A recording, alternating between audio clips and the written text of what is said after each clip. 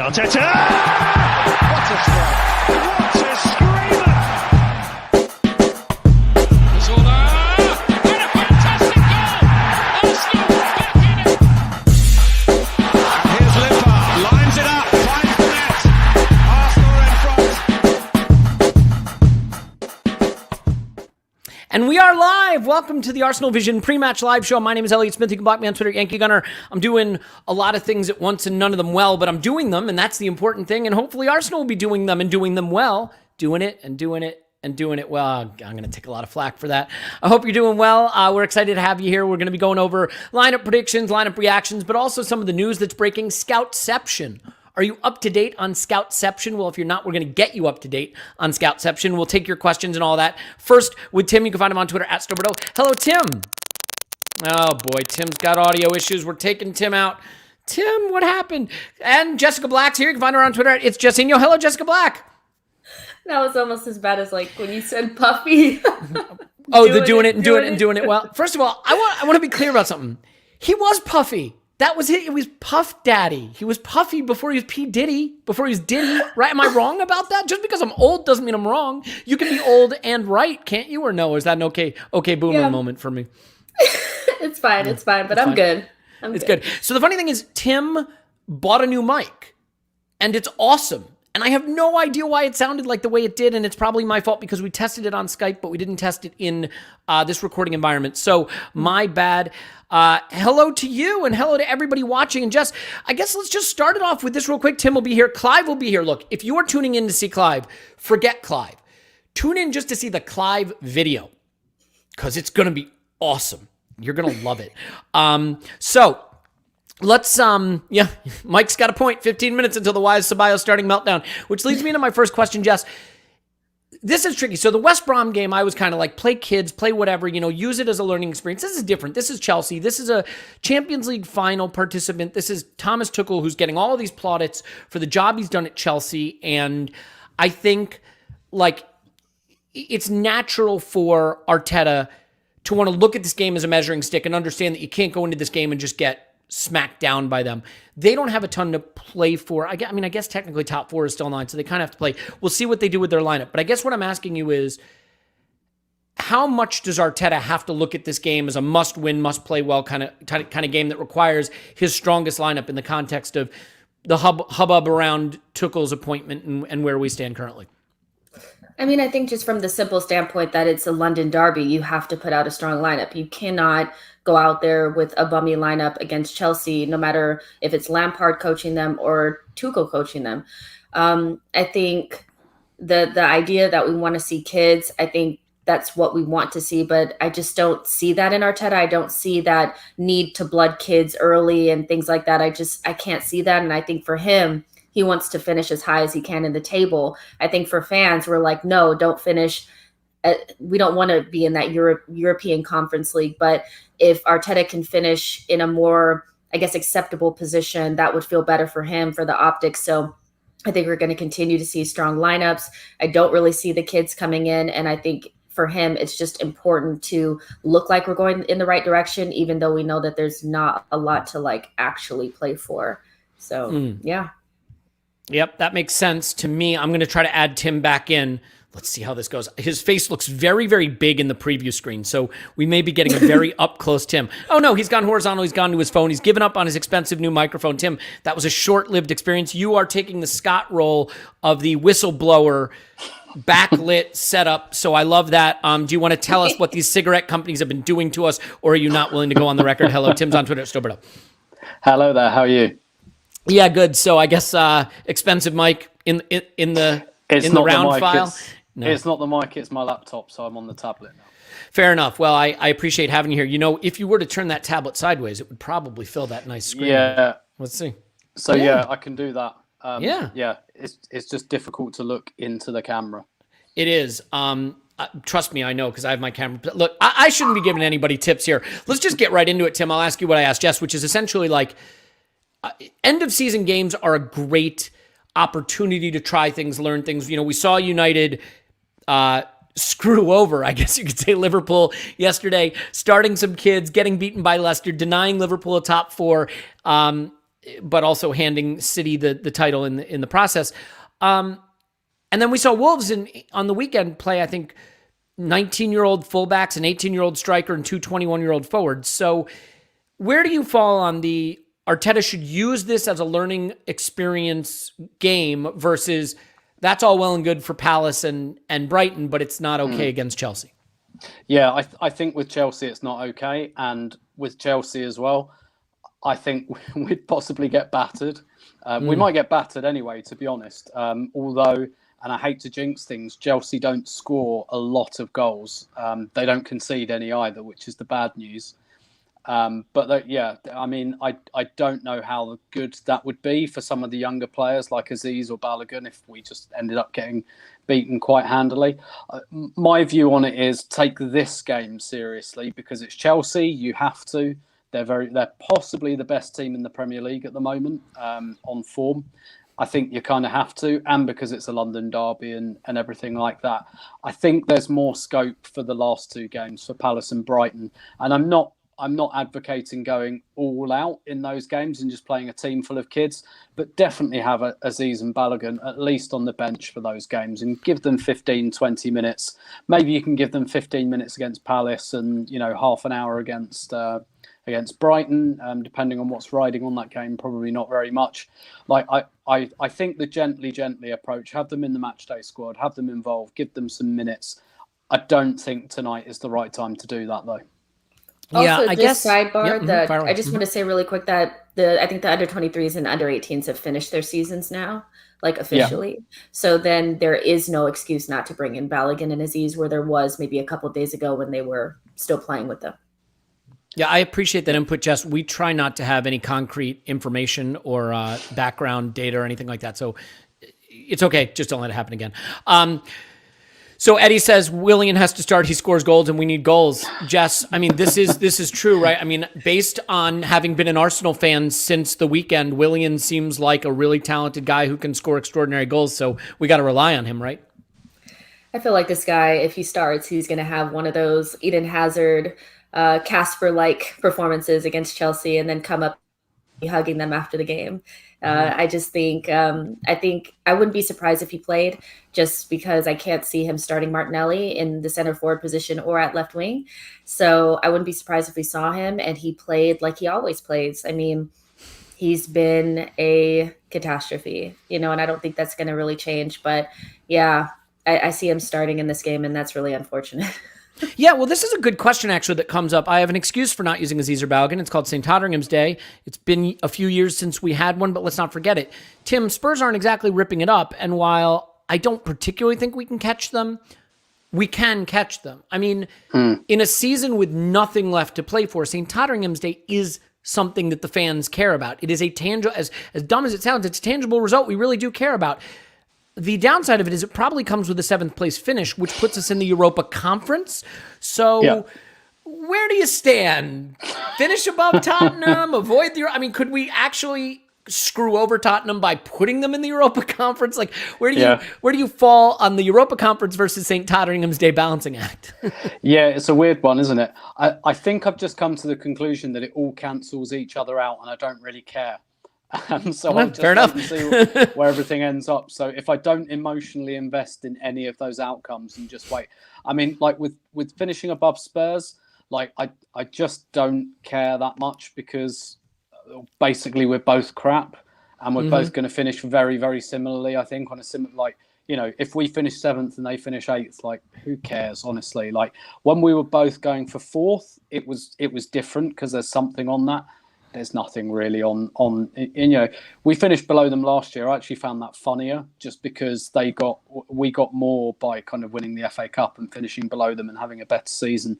This year, I just don't care, to be honest. And with the Conference League, maybe if we were in the Conference League, it would give us maybe more of a chance to blood some of these younger players because if we're in that, we should go completely like under 23s Carabao Cup team if we're in that. So as much as it would feel a little bit humiliating, I don't think it would be in the end of the world to be in that so long as we used it that way. Yeah, I mean, I would say that, so the Europa Conference, let's be honest, it might be the most prestigious football tournament in the world. We don't know because it's never existed. What if it exists in something we're like, we should have been in that? That thing's awesome. And if you win it, I think it gets you qualification into the Europa League, which when we finish 11th next season could come in handy. I'm kidding. I'm not kidding. Am I kidding? I'm kidding. I'm not kidding.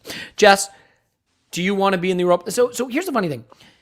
Even Mikel Arteta would surely have to just use kids in the Europa Conference. You could make an argument that like having a midweek game where the coach goes off with a bunch of kids and gets them some minutes with the first team, lets us keep some kids around, lets us keep the squad a little bigger, blood some academy players with first team minutes. I mean, it adds opportunities that otherwise will have to be loans or players going out. You can't have your fringe academy kids staying if all we have is Premier League. So is there any benefit for staying in this or trying to get into this prestigious Europa Conference that we've been trying to qualify for desperately over the last 10 months or so?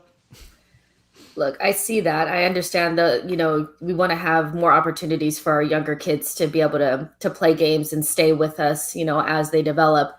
But I think from a first team perspective, just Arsenal in general, we need as much of an edge as possible. And I think other teams having more players in the Euros is going to help us at the beginning of the season. We're not going to have a lot of players like that, so they'll have incomplete or maybe not their best possible squad to start out with. And then as we get further along in the season, if other teams have to play in this Conference League, in Europa League, and they've never played in them before, somebody like maybe like a West Ham hasn't been in European competition for a while, I think those are the types of edges that we're going to need in order to compete if we don't get all the business done in the summer. So for me, I'd rather be in no European competition whatsoever and let those other teams sweat it out as they try to make it through the season, because we're also going to have probably a big hit on our squad during AFCON. That's going to happen right in the middle of the season. So we need as much of an edge. So for me, no European competition whatsoever.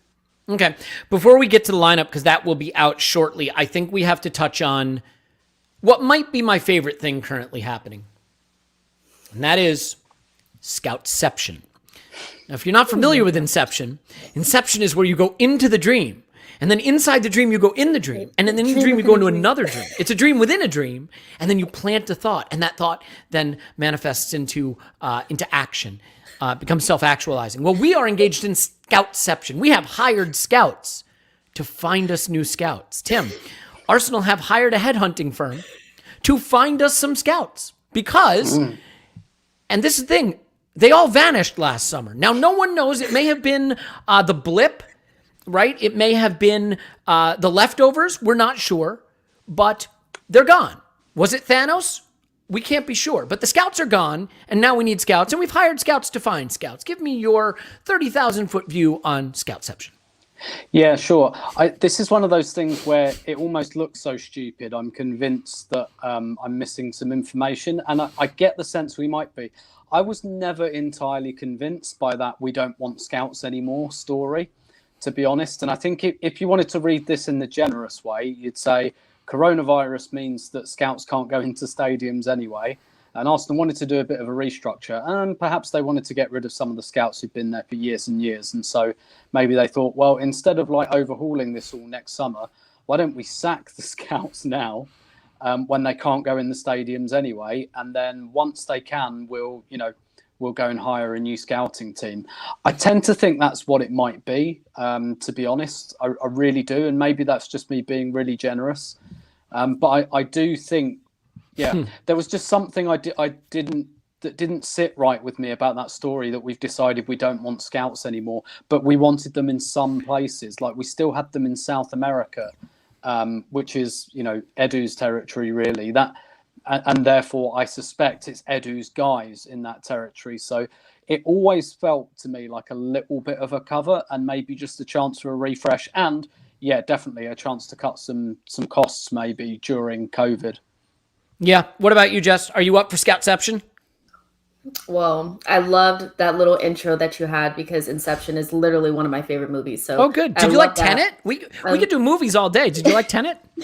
I like that better than YOLO Teta. I'll let you keep this one. We could talk Tenet another time. Yeah, Christopher Nolan, director of football. I'm with it. Wait, where is it? Where'd it go? It was here, And there it is, Christopher Nolan, director of football. I mean, we'd be able to master time and dreams. Surely we'd be okay. All right, sorry, go ahead. Scoutception, what do you think? I agree with Tim. I think that it's just a little bit of them wanting to get rid of the people that were kind of already there and then refreshing with people that they want. It seems like there is some friction going on behind the scenes in different departments based, between who Arteta and Edu has brought in and the people that have already been there. So I wouldn't be surprised if the scouting department was similar. Some of those scouts had been there under Arsene Wenger. So I would imagine that maybe there's some different ideals there. They just want to refresh it.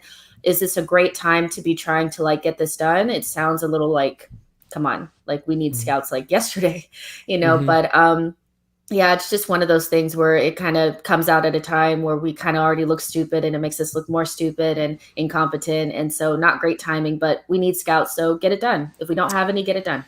Breaking news. Kepa! We got a chance. The man of the 50% save percentage. Tim, Kepa's starting. So I mean, I've still got an hour to go place my bets on Arsenal to win heavy. 3-0, 4-0? Could my 10-0 happen? What do you think? So I'd been hearing, not necessarily seeing, but hearing that Kepa's actually played pretty well when he's come in for the cup games. And don't get me wrong, I think obviously Mendy is a far superior goalkeeper, but I tend to suspect that the fact that, Chelsea are now playing with a back three and 2 number 6s in front of them, and they don't concede any shots, might deem that not quite irrelevant, but unfortunately, I tend to think that Kepa's improved form and Chelsea's improved defensive form are not a coincidence. So, yeah, I mean, look, I'd rather him playing than Mendy because I think Mendy's a better goalkeeper. I don't think it means he'll be chucking one into the net, and I dearly hope that's a double jinx. Well, the one thing we know, actually, is when we play bad keepers, we tend not to take any shots. I mean, we saw the Villarreal game, right? So we're going to get to the lineup in just 1 second. So as I'm about to post it, Jess, have you seen it yet, or do you need to glance at it before you digest it? I'm looking at it now. Okay. It looks like holding start Arsenal with a back three, perhaps. I don't know. I'm going to get the lineup up in a second, but let's do, I know I have a thing for it here. Lineup reaction. There it is. Jess, what's your lineup reaction? I'm trying to figure out what I'm looking at here. Grimace? Because here, I see you want me to put it up on the screen? Let me put it up on the screen. Here we go. I'm looking at 3 center backs, but I don't see who are the wing backs. I see Saka, but I also see Tierney. So, what am I actually looking at here? Who's the right wing back? I'm so confused, Arteta. There it is. Holding Gabriel Marie. Oh, are we getting what Clive has asked for, which is Gabriel left back, Gabriel left center? I mean, is that what we're getting? We can discuss that with Clive when he comes on. Clive will be here. Tierney's we have a brand new Clive video. Oh, yeah, Tierney's there. Yeah, and that's what I'm saying.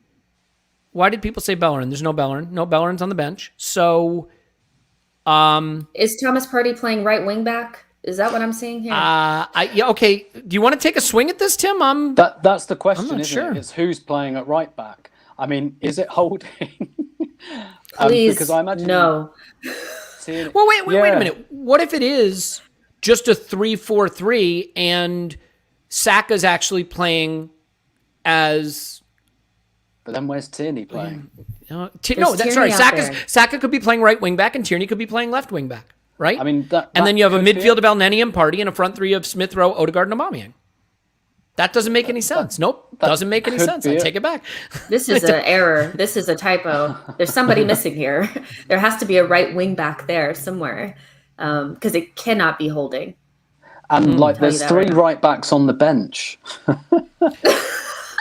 And Willian has played right wing back, by the way, and he's on the bench as well. So it looks like we've left everyone that has ever played right back on the bench. Cedric is on the bench, Bellerin is on the bench, and Chambers is on the bench. Surely that's a typo. One of those 3 is playing, and one of the center backs is not playing, right? Our right side is so bad, just don't put it out there, essentially, right? Just play all left side, because all we have is left-sided players. Rob Holding, winger. What do we think? That's what it is. It's Rob Holding, because let's face it, this is what it is. It's Holding, Gabriel, Marie, and Tierney, It's El Neni and Partey. It's Odegaard at 10. It's Smith Rowe, Aubameyang, and Saka. That's what it is. It's a 4-2-3-1, and Holding is the right back. That's what it is. It does kind of look like that, doesn't it? But what's kind of really weird about, well, I say weird, like we've had this discussion, haven't we, about Gabriel and Marie being partnered, which is why I wondered if it was more of a back three, just because then Gabriel's in the centre, Mari's on the left, and it's not quite like a centre half pairing with two left feet. Yeah, that's incredibly interesting and a bit weird. A bit? Yeah. I mean, someone weird is playing right back. I think that's what we can deduce from this. Is this like one of those reality show games where actually like he's not sure which one of his center backs he likes, so he's putting them all out there and letting them compete? I'm just trying to think as well, like what Chelsea do on their left. They tend to have Chilwell as a left wing back, and they have, I think, Mason Mount quite often plays like they play like a 3-4-2-1, and Mason Mount is like that left 10 usually. So I don't know if this is a tactic to contain Mount or Chilwell, because Chilwell he comes into the area quite a lot. Actually, he gets on the end of a lot of crosses from right back. So I don't know if it's a specific tactic to try and deal with one or both of Mason Mount or Ben Chilwell. I'm not sure that I'd put a centre back to deal with Chilwell. So maybe it's something to try and contain Mason Mount, but I don't know if Mason Mount's playing. I think this is a fair question. So let's focus on this. Isn't this classic Arteta, though, a brand new system for a big game? Look, I mean, to be fair, he did it against Chelsea last time, and it worked a treat. Smith Rowe came in, Martinelli came in. It was our first time with the 4-2-3-1 for a while. Eddie makes a good point. Chelsea will be so confused. It's genius. I don't think any of us really know exactly how it'll play out, but just one of the things that I've railed on about, and it's hard to keep track of the things I've railed on about because I do it so much, but is this idea that here we are with 3 games left in the season. We don't have a system. We don't have a lineup that you say, big game, we know what he's going to put out. He's going to put out this lineup, this formation, and that with a big summer coming up where he has to recruit for areas of need. How do you know if you need an 8 or a 10 if you don't know if you're a 4-3-3 or 4-2-3-1 team? How do you know if you need a winger? Wingbacks and fullbacks are totally different things. How do you know what you need if you don't know if you're a back 3 or a back 4 team? Now, I think, to be fair, we're a back 4 team predominantly now, but do you agree with my ranting and raving lunacy that not having a plan A that is firmly established at this point is one of the critiques of Arteta that is valid? Well, yes, but I do think he has a plan A. It just never comes to fruition because he doesn't have the right players. I think it's always been a case of I think Arteta has a very clear idea of how he wants to play, but he does not have those players. And even the players that he has to play that system are either 19 years old, so they're inconsistent in themselves, or the players get injured, like Tierney, that are very they need to be in that system for it to work. So I think he knows in his head what he wants, but there's been things that have happened throughout the season that have made it difficult. He's been 4-2-3-1 primarily in my mind. That's where we look the most comfortable, the most solid, the most dangerous. So I think that's what he wants to do. He just never really has what I'm seeing right now. I don't know what this is. I don't know, but I do think that I kind of agree with what you're saying about he doesn't have a plan A. I think he does. He just chooses to continue to play it, even though he doesn't have the players. He rarely has them. They're either injured, inconsistent, or they just don't exist. Yeah, I guess this is probably the thing that makes sense. Is it a 3-4-3 with Saka at right wing back and Tierney at left wing back, Tim? We'll move off this. What numbers is it? Because we also know with Arteta, it's more about position than formation. But if he does that again, then it feels like you've got Smith Rowe and Odegaard playing behind Aubameyang, and I guess Tierney and Saka provide the width. If that's the case, I don't love a back 3.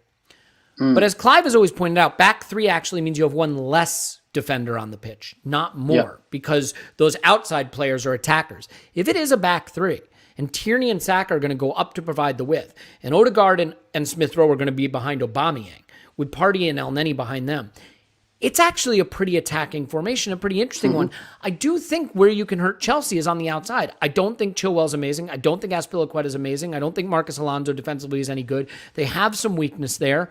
Trying to isolate Saka and Smith Rowe into those spaces, confusing them where to be as Odegaard and Smith Rowe have a little more freedom behind Aubameyang. I don't know. The problem with all of this is any of it could look good, but at this point, I feel like we should know what we do. And that's the thing that I'm torn between. Wanting to say, yeah, this is clever. This could be interesting. I like it. But it's more of that tinkering, lineup for a specific game rather than a plan A. So do you like that he does this kind of alchemy or not so much? No, not so much, to be honest. I think what you said there actually sounds quite convincing. That sounds, coaches always talk about width and depth. And that does look like it's got width and depth. You've got 4 very clear central players and, a couple of outside players. And if you're playing Aubameyang up front, then, you potentially got service from all sides there. It's another one of those things. It looks kind of good in theory. We're about to see whether that works in practice. I am all for coaches who can make little tweaks and things like that. But I think before you do that with a team, you have to put the foundation in first. You have to put that solid base in and you have to have them trusting it. And then I think you can make those tweaks. And the thing is, it can be too much information for players.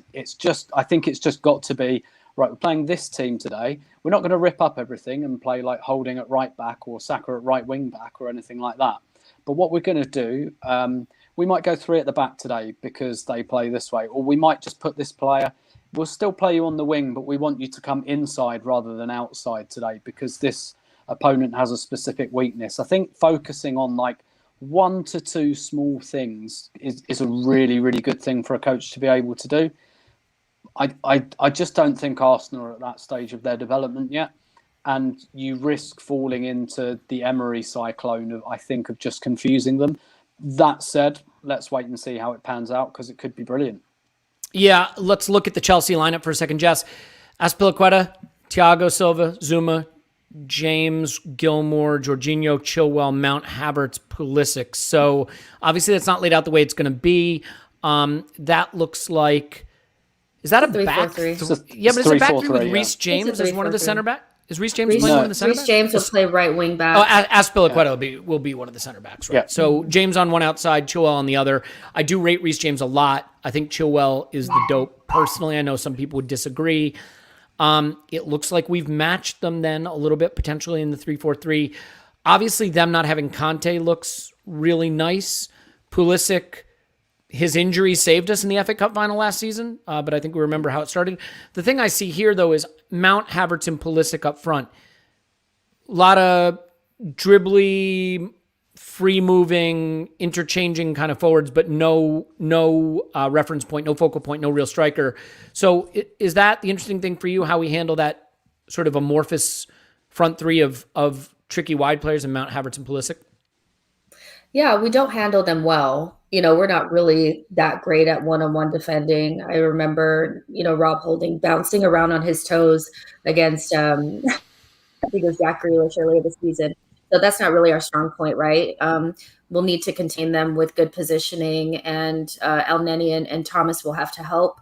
That's their job, and they'll have to do that. But the good thing about this is that there's not like a big Giroud or anybody like that can really hurt us in that way. I think this is okay, but what they will do is they'll control a lot of the possession and beat you down with that, pass around you for so long that you'll forget about your marker and they'll be behind you before you know it. So concentration levels just have to be high. They'll have most of the possession, and when we turn off, Havertz will be in behind, Mount will be in behind, and they'll find the one pass. They're not going to score a lot of goals. I agree with Tim. They're not high scorers, but the chances that they get are high quality.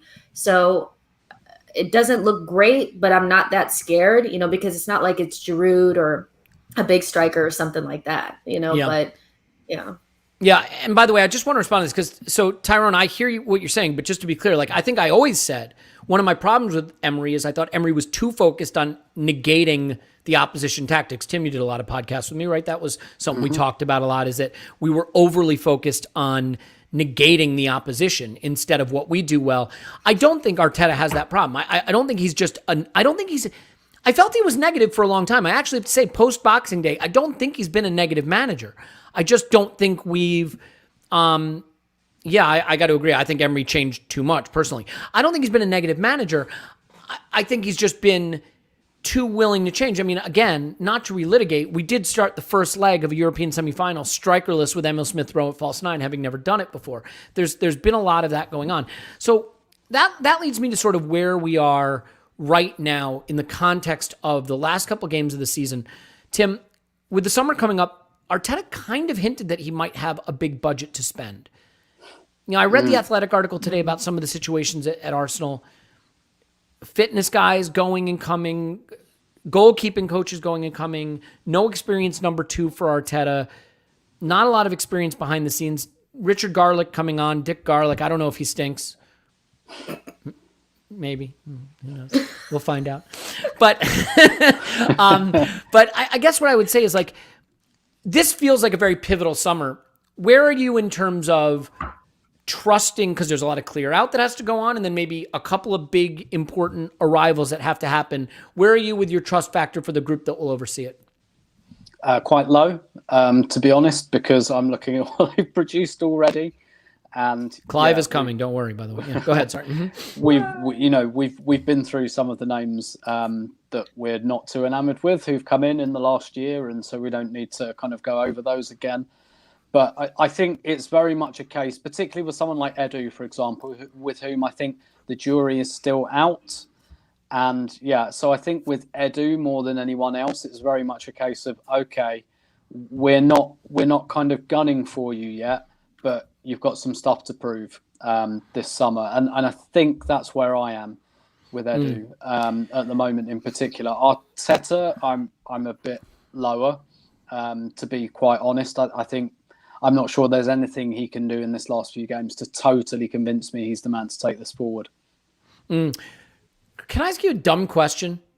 Do you care about this result today, Tim? I mean, I know it's not like I want to win every game we play. I know you do, but like how, at this point, how movable is your opinion? Like if we won 3-0 in resounding fashion, do any of these last games move the needle for you, or do you feel pretty firm in your convictions where you are right now? Obviously we all want to wait and see what happens this summer, but how do you feel about this game and these last couple of games in terms of being able to impact your opinion? Yeah, I mean, look, if we win all 3 of them 5-0, of course that will move my needle. Like, I don't know how much it will. I'm not saying that will make me think that Arteta's the second coming and the right man and everything like that. But of course, like, if we win all 3 of these games convincingly, then it will make me think, okay, all right, maybe there's something here. I don't know how likely that is, to be quite honest with you. And it would still bring the question, well, why couldn't we do it when it matters? But then maybe you could lay that at the kind of the door of the players and say, well, it's kind of a mental, psychological thing with them. In terms of this result, how much do I care about it? Of course I care about it, but if we lose, I will compartmentalize it pretty quickly, to be honest with you. Yeah, by the way, no Ceballos, so we should point that out. And I think, to be fair to Arteta, if we want to be fair to Arteta, which I think it's important to do, I don't know that he had no. I was pretty annoyed that Ceballos started the last game. You probably didn't notice that on my Twitter feed or our podcast or Discord or anywhere else, because I'm not very vocal about my opinions, but I don't know that he had anyone else. Why is my room blue? It is a fair question. Now, I want to be clear. I love Arsenal. I have not yet gone the extra mile of painting my entire house in colors that are appropriate to Arsenal, but I will assure you there are no white walls in the house, if that makes anybody happier. So you know what? We're going to bring Scott on here in a second, and Clive is about to join. So I think, Jess, that's going to do it for you and Tim. But before we go, do you have a score prediction? I don't want to say a negative one. I'd rather just say no prediction. No prediction. You have to predict. That's part of it. You have to make a prediction. Well, I don't think we're gonna win, and I don't want to say you can say that. Like, it's just, what are people gonna do? Write nasty comments about you? This is the internet. They're gonna do it anyway. 2-0 Chelsea, unfortunately. Sorry, guys. 2-0. Well, they haven't been conceding much. That's they fair. don't concede goals. Wait, so how old is Elliot? I am an old 28. Some people say I look 28. I feel like I look old for 28. I'm an old 28, obviously. That's going to do it for Jess. You can find her on Twitter at It's Jessinho, and on her podcast, She Knows Arsenal. Thanks, Jess. Bye, guys. See you. Bye. Okay, Tim, you have to give us a prediction.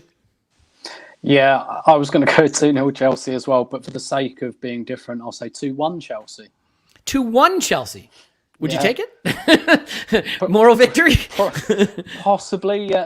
No, I mean, again, famous last words. So let me part with a stat. Chelsea have had 11 home games under Tuchel. They've kept 10 clean sheets in those games. They have failed to score in 3 of them, but in the one game where they conceded 5 to West Brom. So, and West Brom are pretty rubbish. They're terrible. Us. So we're terrible. So if terrible teams score 5 against them, Tim, you know what that is? Exactly. That's inductive reasoning. Exactly. We beat West Brom and West Brom beat Chelsea. So there we go. I want to be clear. There's some pushback on me being 28, and I don't understand where that's coming from. So I remember when Elliot and I used to go to school together. Good old days. Thank you. See, there you go. So here we go. Let's bring. Actually, how about this? We'll get rid of you. We'll bring in Scott. We'll bring in Clive. So Tim's on Twitter. So better. Thanks, Tim. My pleasure as always. Cheers. Okay, we'll get that laptop fixed eventually. And now with us is Scott. You can find him on Twitter at _that_crab. Hello, Scott. Yeah. I feel like I actually have things set up working today. Yeah. Are you ready? Are you ready for the Clive video? You haven't been on for it. No, I've seen them watching, on YouTube, but I haven't been live to be able to react to them. Yeah. Yep. There's a lot of people, Scott, that don't think I'm 28 years old. I drink a lot of bourbon. It's hard living. I mean, spent the night in a few gutters. Come on. I didn't anticipate you being younger than me.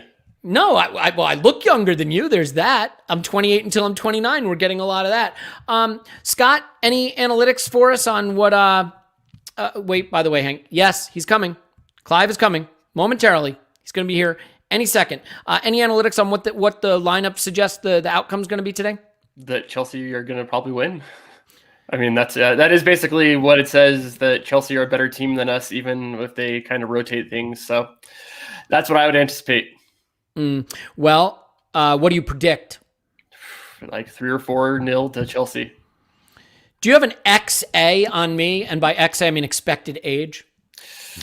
All right. I mean, I don't know. You kind of look at the smile lines and the wrinkles. You can kind of analyze those. The gray hair. It's the light. It's the ring light. There's no gray hair. That's the product. I don't know what you're talking about. Yeah, I was born on Leap Day. What? Come on. Yeah. I would say 37. You're going to say 37? Yeah. Taking 37. I'm taking 37. In fact, we're going to make a banner for that. I am 37. Older than me, but I don't know, not massively older than me. I am 37. Okay. I mean, Scott said it. It's got to be true. I am not 37, but you know what? I love you for saying it. Okay. We're getting a lot of 45s. I don't know if that's a Trump reference or my age. We're getting a lot of 45s, and what offends me is how accurate, but the XA on the hair. Thank you for someone noticing it. Okay, the good news is we are ready for the big moment. You ready for it? I'm ready. Okay. All right, here we go. Let's get this going. Everybody, big news.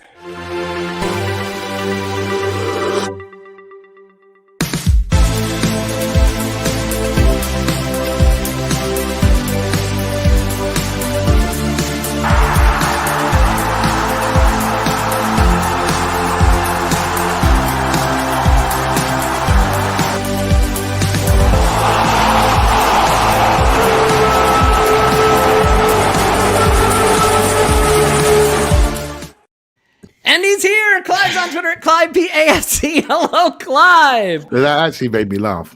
Did you like it? Did you like it this time? I didn't. I don't like it generally, but that is actually quite funny.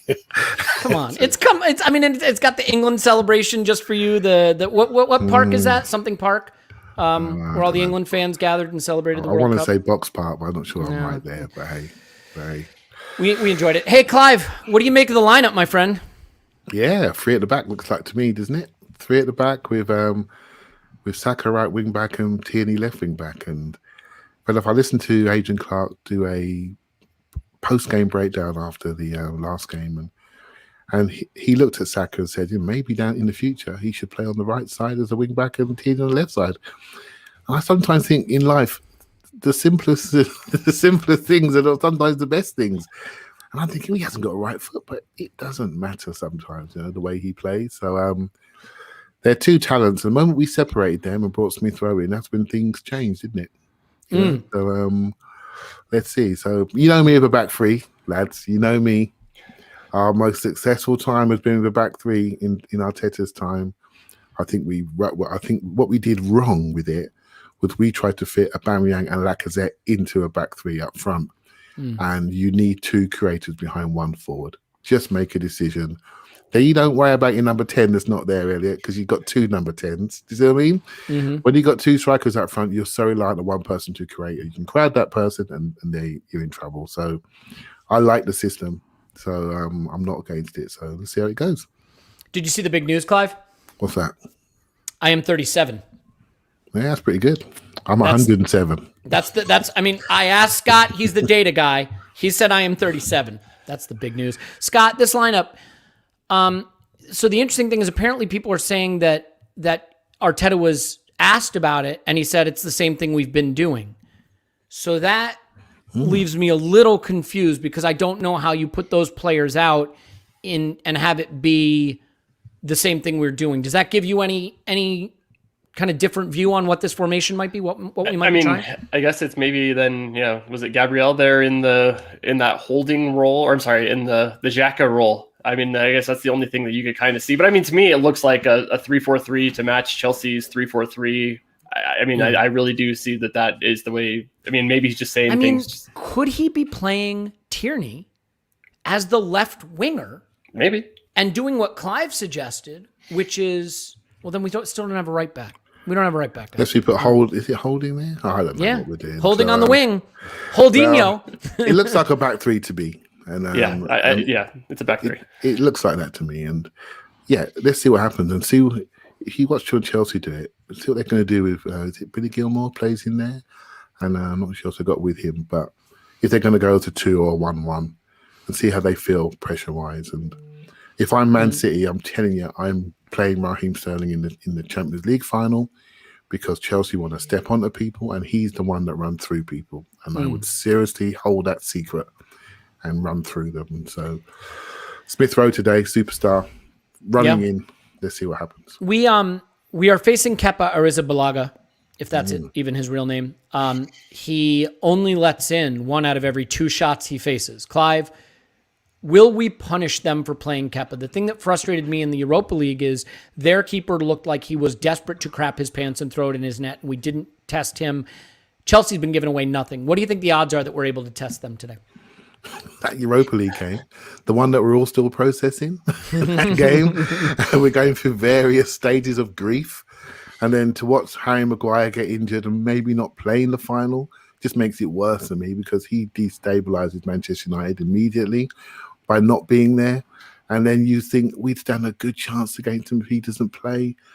Man, I'm not over that game. I am not over that game. I just want us to get our partnerships back together, really. Yep. I think we all know what happened. We overcoached. We overcomplicated. You can go one or two ways, right? When you're under pressure, you can simplify or you can try to save the day with your brains and knowledge. And guess which way we went? Brains and knowledge, baby. Brains and knowledge. And I'll tell you what, that's a lesson he will learn. He needs to learn it quick, otherwise he'll be sitting next to us podcasting. I don't know, Scott. I mean, I would have Arteta on the pod. I would. Yeah. We could hash it out. Pod. Scott, do you anticipate that we can challenge them? I mean, I'm trying to sort of see where we can challenge their defense. I don't actually really rate their back line particularly. I mean, I do like Reece James. Aspilicueta is 1 million years old. I think Zuma can be got at. I don't think Chilwell's particularly great. I think Thiago is still really good. Thiago's really good, but if you can move him around, I think you can challenge him. But he's got the protection with the, in the back three. So I think, I think Azpilicueta as a right center back is still really good. I think he can't be a right back anymore, but I think as a right center back, he's still a very solid player. Victor, you have a standing invitation to replace any of the podcasters you choose. Just as an FYI. What Chelsea have done quite cleverly with Azpilicueta is they played in the right wing back role. So when they push Chilwell on, he rolls into a right back role. So he doesn't really go to the corner flag or he tucks inside. So what they've done, they've taken him out of the big space role as right centre back. Well, we saw what Maitland-Niles did to him and Aubameyang did to him in the final. They pulled his hamstring, didn't they? Because he was doing too many big sprints. But in smaller spaces, he's always in a 4, always high up into the midfield areas. And he can then use his experience. That's smart coaching. Hide a player's weaknesses, but promote his strengths and keep his experience in the team. Very smart from Tuchel. Yeah, I wonder if that's something that Arteta's doing today with Tierney. So have someone else behind him so he's not doing the full sprints down and up and down the field. Because I think that was one of the things that you could see at the end of the Villarreal match, that he was just dead. I mean, I think he maybe had 45 minutes in him, and having to come on and play that whole match just didn't seem like he had the fitness to do that. I totally agree, Scott. What we do with some of our players, and Tierney's one, is we make them do 2 jobs, sometimes 3. And when they break or don't do that job perfectly, we're like up in uproar. Do you know what I mean? How about everyone do their job first? Have 11 players that can play. And then you have the super ones can do 1.5 jobs because they look that good. We're asking Tierney to be a track runner and then have a perfect cross on the end of it. The same for Saka. And you know my views on Partey. We're saying to him, so you stand in the middle there and we're going to press the arse off you. If you get out, great. If you don't get out, we're going to say you're shit. That's where we are. It's coaching. Hiding a player's weaknesses, promoting their strengths. It's about how you position them. And this is where my thing is. I'm a fan of Arteta in my mind. But when you mess up coaching-wise, I'm sorry, mate. I'm not there for you. Yeah, well, so let's talk a little bit about what Chelsea have done, Scott. I mean, up front is interesting. They've gone, I guess, strikerless. I guess Havertz can be called a striker, but it is a pretty fluid-looking front three. Mount and Pulisic, which is kind of interesting because I usually think of them playing mostly on the same side. I guess Pulisic will be on the right, Mount will be on the left, and Havertz moving around through the middle. How do you feel about our ability to handle that? I mean, there's a lot of dribbling, there's a lot of ball carrying, there's a lot of trickiness there, but not a lot of size, physicality, no real focal point. So do you think that plays into our strengths or weaknesses, or do we have strengths? I'd be curious to hear your take. I mean, I think almost sometimes Havertz can be more of a focal point than when they play Timo Werner there, because I think he actually does play the false 9 role a lot better than Werner does as the center forward. I mean, I think that's been my general impression with him. I really actually liked him because that was something that he did at Leverkusen, and he was quite successful at. I mean, part of it is Havertz, I think, is just kind of underrated because he seems to be able to play all over the field and just kind of does well wherever he does. He's very Saka-like in that way. You just stick him in a spot and he kind of has a natural tendency to be able to do it. I think Pulisic is going to scare the crap out of me running at our defense. And I think Mason Mount is another person that has really impressed me because I didn't think he was that good when he was under Lampard, but I think he's really taken a step forward probably in the last 3 months. Yeah, I see some, I mean, come on. This is not warranted. I realize I'm an American, but I'm an Arsenal fan. I'm not backing Pulisic. I'm backing Pulisic to pull his hamstring if that's what it takes. Whatever it takes to get 3 points. It worked for us last summer. Clive, what do you think about what Scott just said and not my ridiculous nonsense? Yeah, Scott was talking sense. I'm thinking about that right side, right? So we're going to have Saka there. We're going to have Holding there. We all know what Holding is like on an island. It's a bit of a scary thing. And they're going to have Chilwell running downhill. They're going to have Mount on that side probably. Pulisic tends to be on the other side. So it's going to be interesting to see what we do.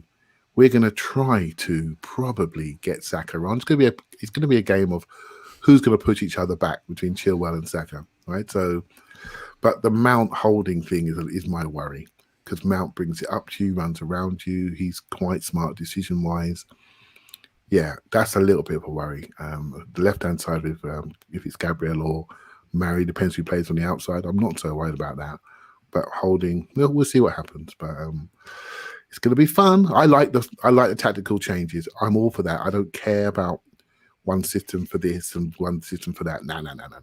You put a team out for that team, and if it's what you need to do, then you do it. Yeah, all right, so let's get into the stuff everybody loves. Why didn't the player I like get picked? Scott, any players you like that didn't get picked that have you outraged? I would love to tap into that. Let me give you one. Pepe, guy who's been coming on in form, scored a golazo in his last appearance against one of the strongest teams in the league, an incredibly difficult defensive opposition who had the strategy of not trying to keep it off his strong foot. Okay, so maybe they weren't so good. But do you have a feeling Pepe maybe a little unfair? I mean, because I'm not really sure who the wingers are, I don't even know who he's picked. But I think Tierney's going to be playing on that left wing a bit. So how do you feel about Pepe being dropped? Any other players that you think it would be nice to have seen in this lineup that aren't in there? I mean, I would have just liked to see Martinelli just to see if he can go recreate his goal of the season. So, I mean, that would have been the number one thing. But I think, it's important to get Aubameyang back in and see if he can kind of regain some form here for the final part of the season. So I'm not worried about that. Pepe, I mean, it's, we are Sunday to Wednesday here, so it's a tough turnaround. So I'm okay with the rotation. Pepe had a full 90, so I think it's okay with me. I'm not overly concerned about it. It's fine. Yeah, one point. Didn't come in with a strong hot take. No, it's fine. I got plenty. Don't worry, I got one coming up. So this is our new movement. We as you know, we do charitable events from time to time. We raise $10,000 for the Arsenal Foundation. Very proud of that. We'll be doing that event again very shortly because the annual celebration of that's coming up. We do have another movement that we support, which is the movement to save your screen. These are not cheap. Do not smash the like button. I listen to these kids, these young. I mean, as 28, I don't consider myself young anymore.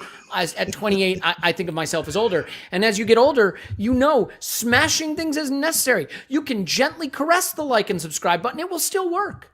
We are here to help people save their devices. You don't need a new device. Smash it. What are you going to hit it with a hammer? Hit the like button with a hammer? No, just gently caress the like button. My goodness, this is such an important thing, and I feel like it's so easy to remedy. Anyway, Clive, I want to ask you a question. Do you think that Arteta, we have 3 right backs and none of them are starting? So, yeah. I mean, I want to try to make this point. I was not a big fan of the Cedric signing. We are now at the point where he would rather play Holding at right back than Cedric. What is going on? We have 3 right backs. He still won't use Cedric. Cedric is in trouble. I think Cedric is in trouble. Yeah, well, we'll see. We think we're playing 3 at the back, but it is a Smith Rowe had a hamstring injury, didn't he, before this game? So we've dragged him off his sick bed to start this game. We could have easily played Saka on that side and played Cedric as right wing back. I don't think Smith Rowe's going to finish his game. I think he struggles to finish his games full stop, and that's his development. But yeah, Cedric, for me, I'm not over that Slavia game neither. I'm sorry. Kick the ball forward. You've got a job to do in the last minute. You're a 29-year-old Portuguese international, just won the Euros. You're in the last minute. Why are you turning back? So if he needs to sit down on his ass for 6 months, that's fine by me. And you know what I would do, Elliot? We did the thing yesterday. Sell. It's time to turn the page in this club. And there's lots of good articles today, which I'm sure everyone's read, which I was buzzing about because I'm up for it. I'm up for change. I'm up for revolution. We can't keep talking about the same things, the same events, and then patting the same players on the back. Get them out. Yeah, I mean, what do you think of this take, Scott? That Cedric is so flexible. He can play right back, but not as good as Chambers, Holding, or Bellerin. And he can play left back, but not as good as Granit Xhaka. So good job we waited 6 months for him. Yeah, I mean, we loved him. Wages. Couldn't use him. Sign him anyway. I mean, I would say be excited. Yes? Yeah. Yeah.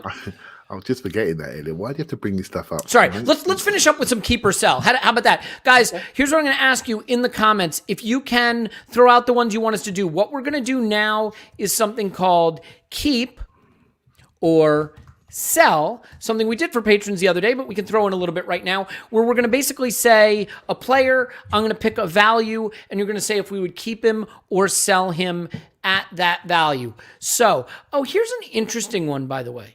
I want to start with this one. I love this one. We didn't even do this one on our keep or sell. I'll start with you, Scott. Matteo Guendouzi, 18 million pounds, keep or sell? 18 million? Sell. I am inclined to, I'd love to see him. I'm still a Guendouzi fan, so I'd like to see him come back because, I look at the depth that we have in midfield and I definitely have a concern.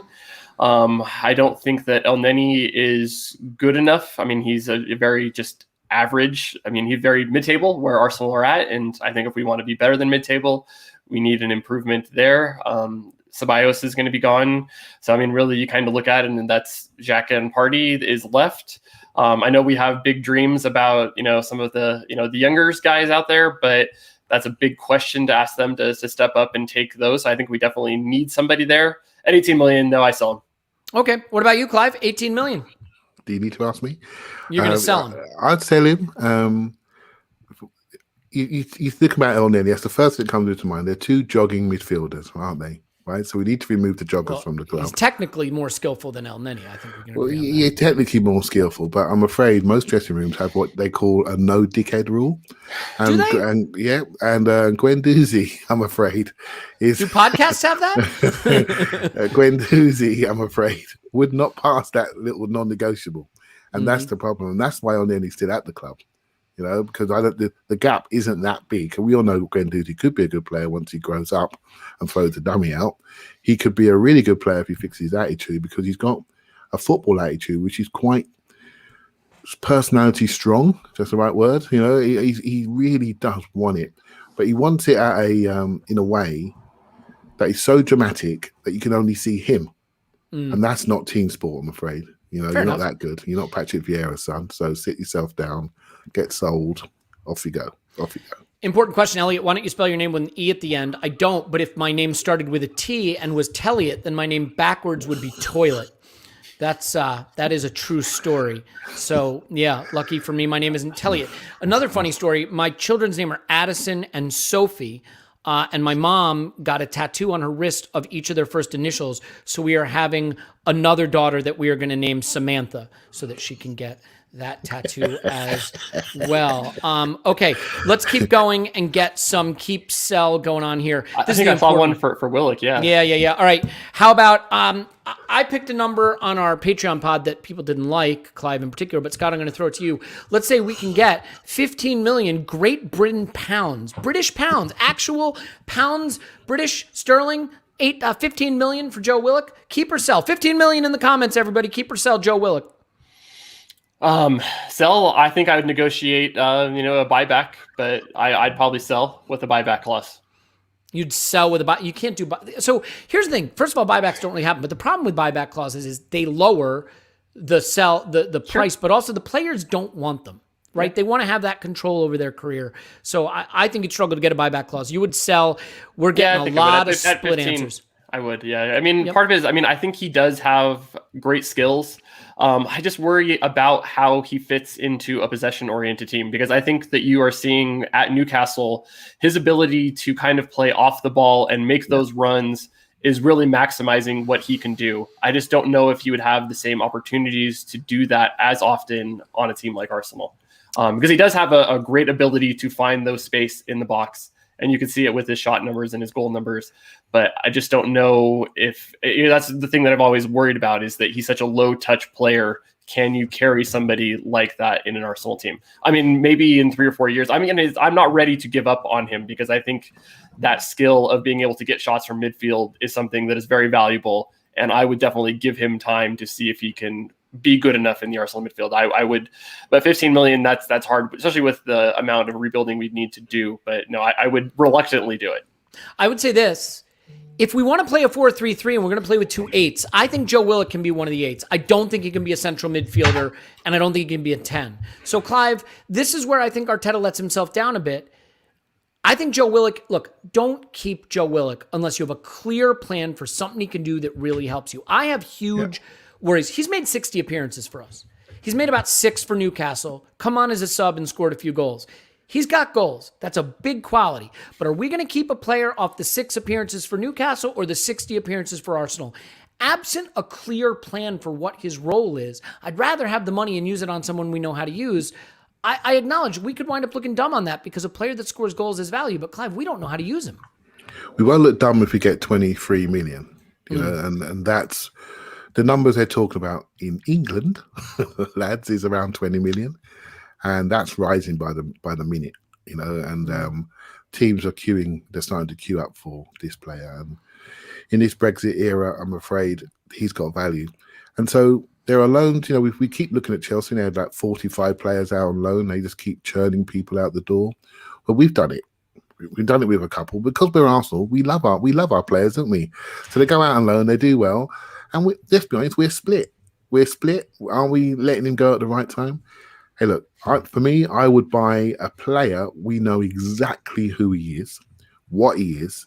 You know, I put that money towards a Basuma, and I'd say, you stand next to that party bloke and make sure none of these teams can get near us.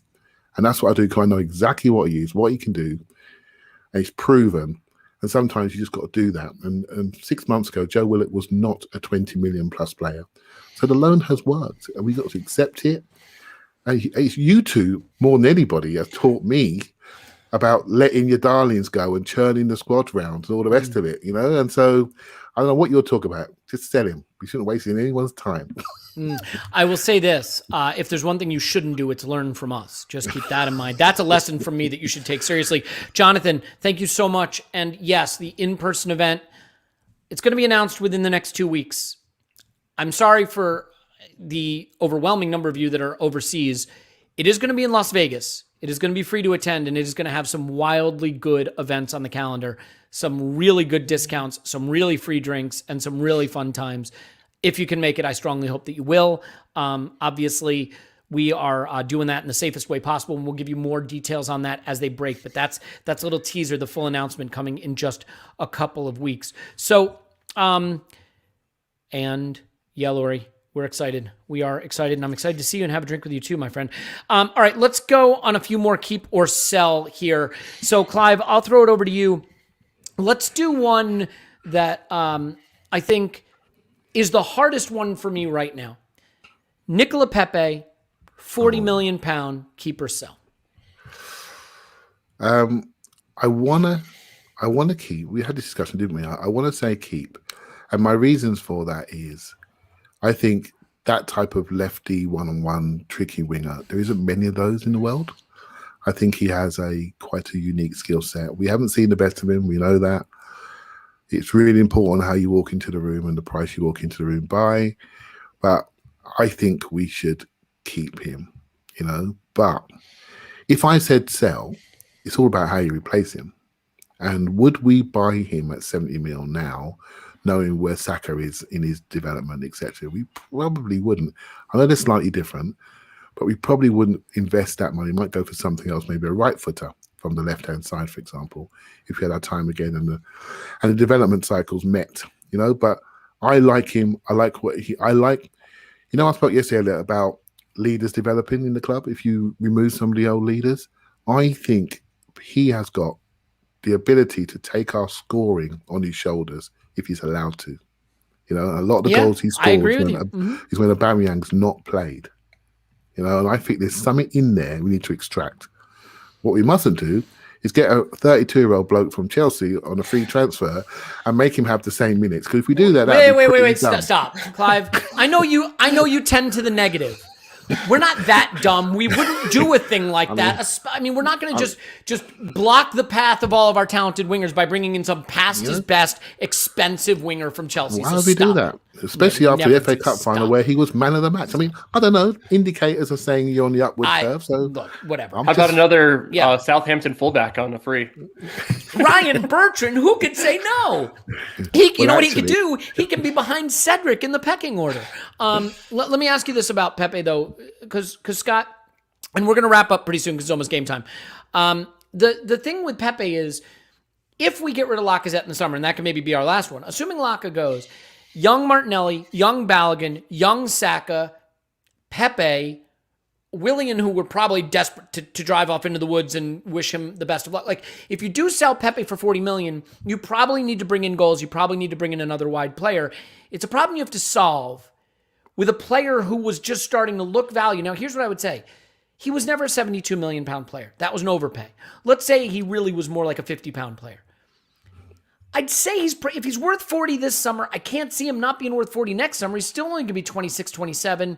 So wouldn't you say don't make that another position to have to target this summer? Keep him, go to the other positions, and know that at his age with his talent, you're probably not going to see a deterioration in value from one season to the next, barring calamity. I mean, is that a fair analysis, Scott?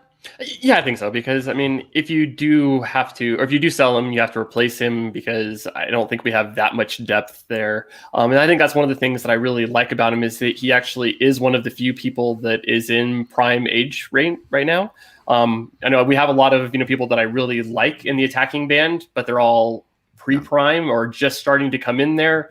So I think we need somebody in that range that will be there to help us. And I think that's a good point, that I don't think he's going to hurt his value. I think he's probably already at his lowest transfer value. So keeping him now is not a big deal. I would definitely like him. I think that he's starting to see that his performances are getting better.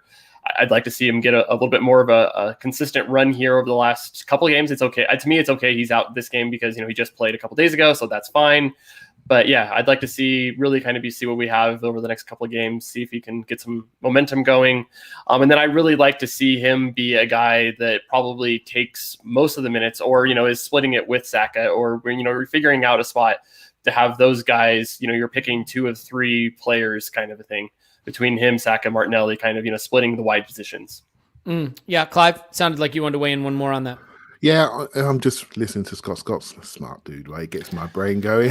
He does. Pump him up. He gets my brain got going. The top knot and the the youngest one of us. Well, to be fair, I'm 28. Scott, are you older than that? Slightly. Okay, so actually, because I don't know. Scott said I am 37. In case you missed it. Go ahead. Sorry, Clive. Yeah, I'm back to where I was actually. He's got a unique skill set. We've got to extract it. That's all we got to do. Just do our job, shall we? If PSG knock our door and want to overpay for him, then that's a different discussion. Yeah. That's what we had to do with Martinez last year. We had one offer for 1 goalkeeper, and we took it. And if we had an offer for 2 goalkeepers, I wonder what we'd have done. So things happen sometimes when an opportunity presents itself and you take it. At 40 mil, we haven't worked him hard enough yet. He's got 3 years to go, I think. Let's see what we do this year. Let's push him into a prime position of responsibility, and let's see where we go from there. Yeah, let's see if we can get him 3,000 minutes next year. Yeah. Love it. All right. Prediction time. Scott, give me your score prediction. I'm going to say 3-0 Chelsea. I just don't see Arsenal. I mean, if Arsenal are able to get 4 or 5 shots on target, they could probably score 3 goals. I just don't know if they're going to. That's the Kepa way. I just don't know if they're going to get to even 4 or 5 shots. That's the thing, because it's just Chelsea is just so stringling with their defense lately, and I just worry about that. Clive? So, see, I think we're going to win every game, but I generally think, it's unfair. I'm an optimistic fan, right? So I think we're going to win every game. I think we're going to win this one, and there are reasons for it. If we play the system, because last week when I went into the front room, Xhaka hurt himself in the warm-up, right? So everything sort of changed. So I think we're going to win because Chelsea got other things to think about. I'm worried we might win because I don't want to get in that Europa Conference League thing. I want to be out of Europe completely, but I want us to win. So it's a bit of an issue. I think we'll win by the odd goal, 2-1. I think we've got more to play for in a strange way than Chelsea have. So. I'm worried, but as you know, I'm just a worrier. That's why my friends call me Whiskers. So I don't know. I don't know that we're going to hurt them enough. See, there's no way you can be 28 if you keep referring to that one. Scott, I'm not 28. As you know, I am 37. It says it right there on the screen. It's got to be true. We got a lot of good predictions. We're going to say goodbye. We're going to get ready to go here. But before we do that, what we have to do, obviously, is say goodbye to Clive the only way we know how. Oh, man.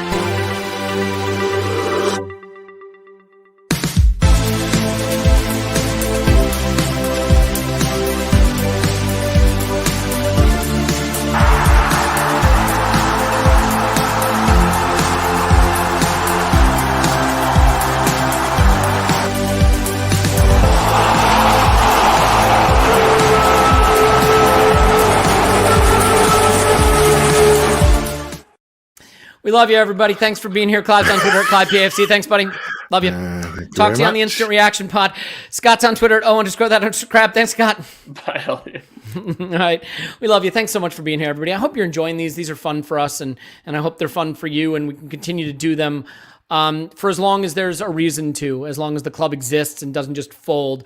Then we'll go like something else, and we'll still do podcasts, and we'll still do shows because we love each other, and we hope to see you at the live event. There'll be news about that soon. But right now, big game. Chelsea's a big game.